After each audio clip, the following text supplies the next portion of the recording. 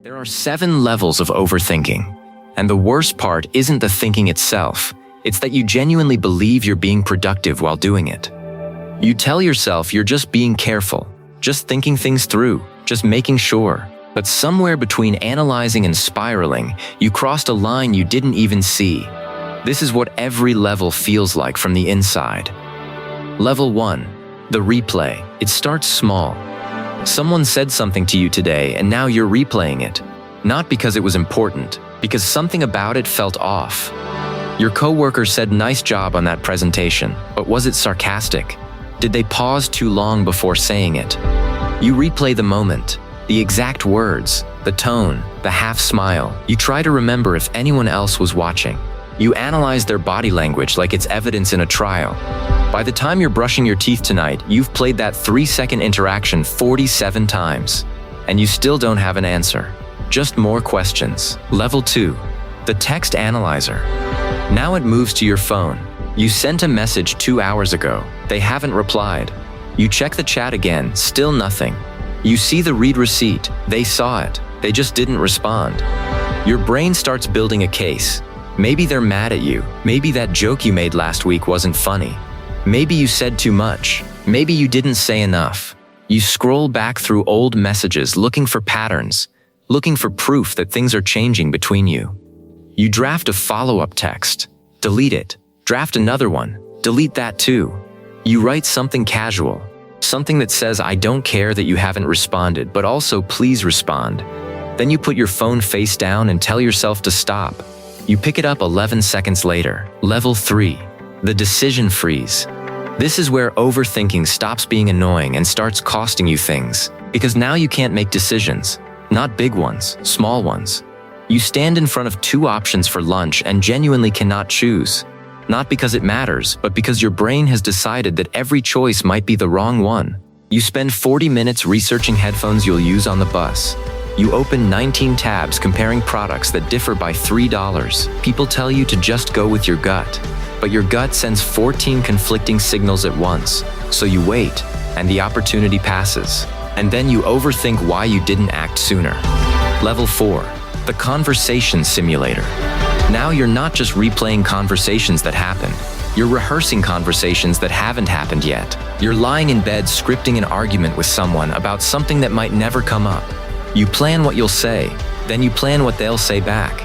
Then you plan your response to that.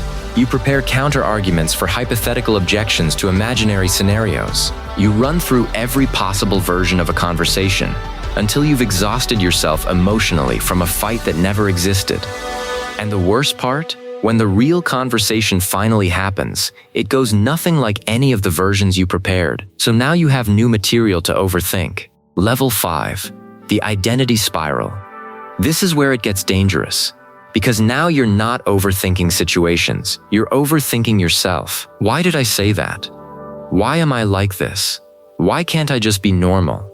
You zoom out from individual moments and start seeing patterns. And the patterns always lead to the same conclusion. There's something wrong with me. You start curating yourself, measuring every word before you say it, filtering every reaction. You become so aware of how you come across that you stop being present in any conversation. You're not listening to what someone is saying. You're monitoring how your face looks while they say it. You're performing being a person instead of being one. And the performance is exhausting. Level 6. The paralysis. At this point, your brain is running so many background processes that the whole system starts to lag. You feel mentally heavy all the time. Not sad exactly, just full.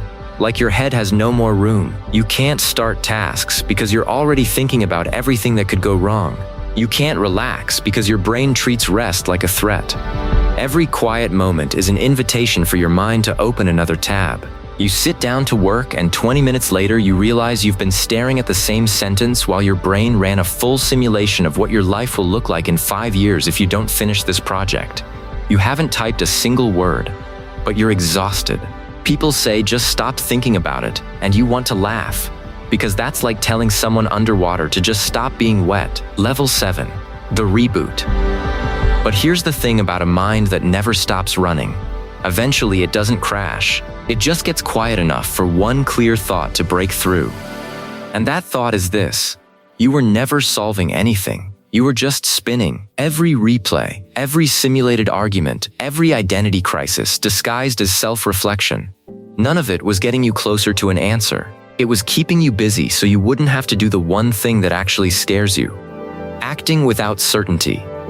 The exit from overthinking isn't thinking harder, it's moving before you're ready.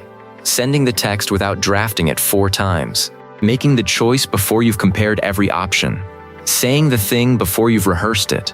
It will feel reckless. It's not.